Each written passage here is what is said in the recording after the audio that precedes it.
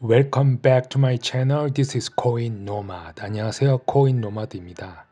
오늘은 리플이 펌핑된 3일간 21일부터 시작해서 22일, 23일, 24일에 어떤 일이 있었는지를 한번 살펴보고 이 펌핑을 리플사는 알고 있었다.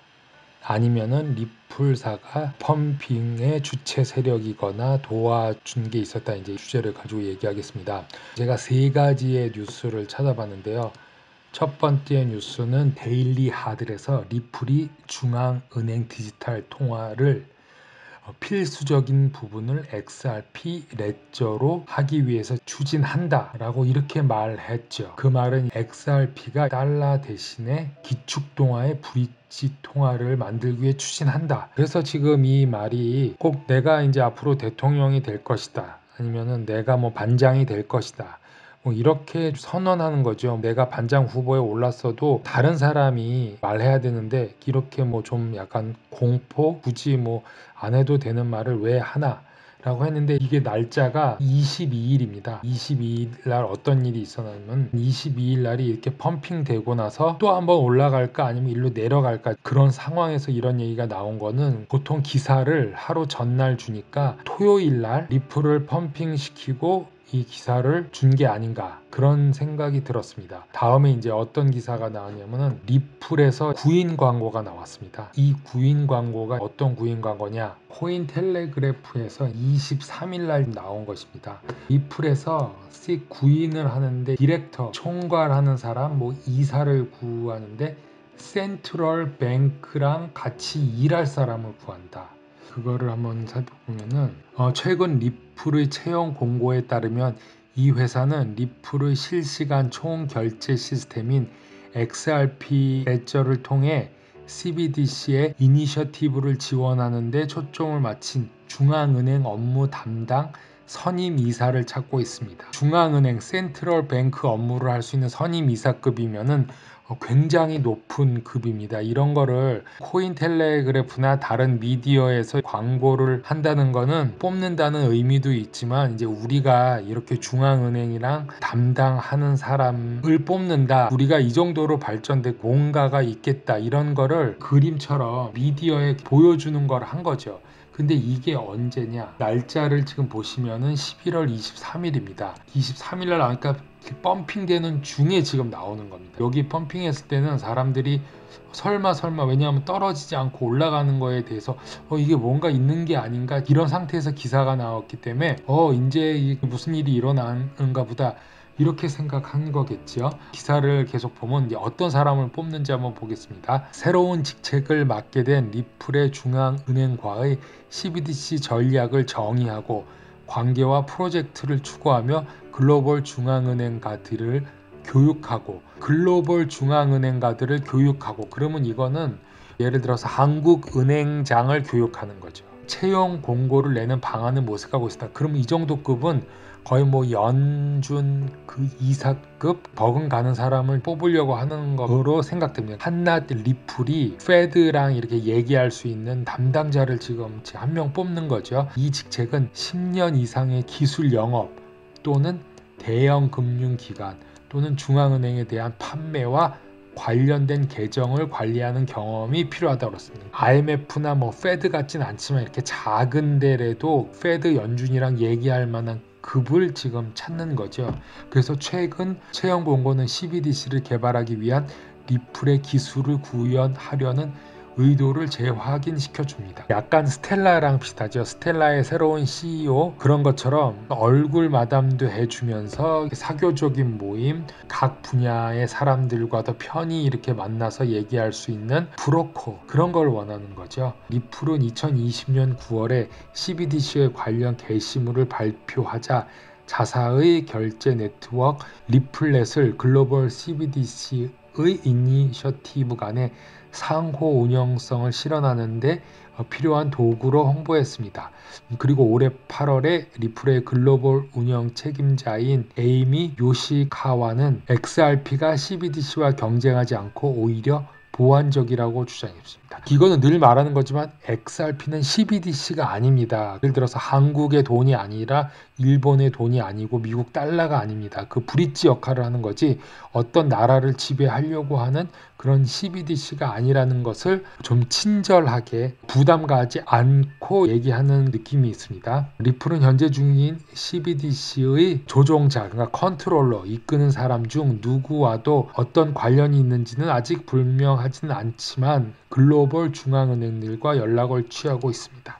어저께 영상에서 아르헨티나와 브라질의 스텔라 스테이블 코인, 브라질의 페알이나 아르헨티나 페소가 아닌 브릿지 통화인 거죠. 송금 받고 주고 그런 결제 수단이지 그 나라를 지배하는 돈은 아닌 거죠. 리플은 2020년 5월 브라질 중앙은행과 비공개 회동을 갖고 제도적인 문제를 논의한 것으로 알려졌습니다. 브라질은 스텔라와 CBDC 스테이블 코인을 한 것인데 그 이후에 이번 주에 가격이 2배 이상 올랐고 그래서 지금 23일에 이런 일이 있었죠. 그 다음에 24일 날 이제 뉴스는 어떻게 나왔는가?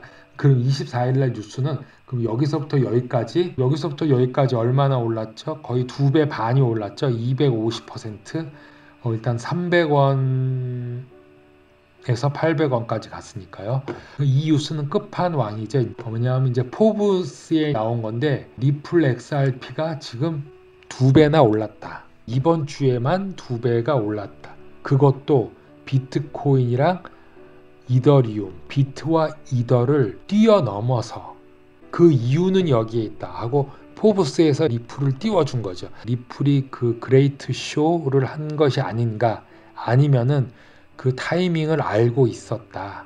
리플이 상승할 것을 미리 알고 있었다. 이 기사 세 개를 이제 연이어 봤을 때 이거는 이제 오늘 나온 뉴스입니다. 이 동영상을 만드는 지금 오늘 나온 건데 리플의 XRP는 이번 주 가격이 2배 이상 올랐으며 비트코인과 이더리움을 크게 앞질렀습니다. 현재 비트코인과 이더리움에 이어 세계 3위의 가상화폐인 리플 XRP가 지난주에 걸쳐 약 150% 가격을 추가하며 급등했습니다. XRP 가격은 코로나 바이러스 유행의 여파로 비트코인을 비롯한 대부분의 주요 가상화폐와 함께 상승하면서 2020년 초부터 거의 4배 가까이 올랐습니다. 현재 리플은 XRP에 대해 몇 가지 긍정적인 발전이 있은 후 2017년 사상 최고치와는 거리는 멀지만 거의 3년간의 하락 추세를 탈피하기 시작했습니다. 그래서 이제 리플이 스캠이 아니라는 것이 포브스에서 다시 한번 말해주면서 비트코인과 이더리움과 같은 위치 선상에 올라오게 되었습니다. 제가 찍고 있는 이 시간 718원 정도 올라가서 다시 이렇게 올라갔다 내려왔다 하고 있습니다. 향후 리플이 더 올라갈 것인가 아니한 것은 비트코인의 횡보를 보는데 만약에 비트코인이 떨어지면은 리플도 떨어질 가능성이 있고 물론 다른 모든 것도 이제 떨어질 가능성이 있으니까 항상 긍정적으로 보는 건 좋지만 지금 상황이 충분히 올라왔기 때문에 조정이 일어나도 큰 무리는 없을 거다. 이제 제가 이렇게 생각합니다. 제가 요거를 하면서 또 한 가지 더 준비한 게 있는데 많은 분들이 물어보시고 최근에 리플이 뭐냐, 비트코인 그거 사기가 아니냐 이렇게 생각하시는 분들이 비트코인이 어떤 위치가 있고 사도 되는 것이냐 이제 이런 질문들도 하시는 분들이 있고 그리고 왜 XRP는 사는데 비트코인은 왜 안 사냐. 일단 이거는 도표인데 타당성이 있어서 제가 가져왔는데 비트코인과 금, 그 다음 우리가 피아트라고 부르는 현금, 종이화폐죠. 일단 비트코인은 가상화폐의 대표, 비트가 있고 이더가 있고 XRP가 있죠. 그리고 금은 상품으로 금도 있고 은도 있고 그다음 무슨 광물들도 있죠. 무슨 텅스텐이라든가 원유, 석유도 있습니다. 그 상품 중에 대표는 금. 저희가 알고 있는 종이 화폐 이 현금은 기축 통화인 달러도 있지만 뭐 유로화도 있고 그다음에 엔화도 있고 위안화도 있고 한국 돈도 있습니다. 대체적으로 비트코인, 금, 현금을 놓고 비교했을 때 가장 오래간 할 수 있고 보관할 수 있는 것, 이 세 개 중에서 어떤 게 최고냐 그러면 금이겠죠. 금이 A+라고 나오고 그 다음에 비트코인, 그 다음에 현금이 나왔습니다. 그다음 편리성은 아무래도 비트코인이 낫겠죠. 그래서 비트코인, 다음에 현금, 다음에 금. 대체 가능성, 금이 1이고 그 나머지 비트코인과 현금. 확인이 가능한 것, 비트코인이 A+를 받고 그 다음에 금과 그다음에 현금, 분할 가능한 거. 비트코인이 분할 가능하죠. 왜냐하면 0.000 해서 8자리까지 있으니까 가능하죠. 그다음에 골드, 그다음에 종이돈, 그다음에 금. 희귀성, 이거는 비트코인은 한정돼 있으니까 오히려 금은 숨겨져 있는 게 많기 때문에 금보다는 비트코인의 더 희귀성에 더 높은 점수를 얻은 것 같고, 현금은 지금 인플레이션으로 있긴 해서 점점 더 희귀성과는 멀어져 가죠. 역사성은 아무래도 금이 뛰어나고, 그다음 비트코인은 최근에 만들었기 때문에 역사성이라든가 역사적 신뢰도는 지금 아직 없죠. 검열 저항이라고 나와 있는데 이거는 어떻게 비밀 유지가 가능한가? 그러면 비트코인이 최고로 비밀 유지가 가능하다. 지금 그렇게 나왔습니다. 대충 비트코인, 금, 그다음에 현금에 대해서 간략하게 비교를 했고, 그 다음에 하나 더 지금 보면은 XRP랑 비트코인에 대해서 잘 모르시는 분도 많이 있기 때문에 간단히 비교하면은 XRP는 리플사가 만든 코인입니다. 그리고 비트코인은 사토시 나카모토라는 익명의, 이 분을 본 사람은 없지요. 인터넷에서만 활동했기 때문에 그분이 만든 게 지금 비트코인. XRP는 2012년으로 돼 있고, 그다음 비트코인은 2008년 또는 2009년. 만든 사람은 XRP는 제드 맥켈럽과 데이비드 슈왈츠, 그 다음에 아서 브리또. 근데 제드 맥켈럽은 지금 2014년에 스텔라를 만든 사람이죠. 최초의 기술을 가졌다고 보는 거는 아서 브리또. 이 아서 브리또는 이걸 만들기 전부터 애플사에서 게임 프로그램을 만드는 걸로 알려져 있습니다. 그리고 XRP의 사용법은 주로 전송 수단, 비트코인은 저장 수단으로 많이 쓰이고, 그 다음에 에너지 소비는 단위가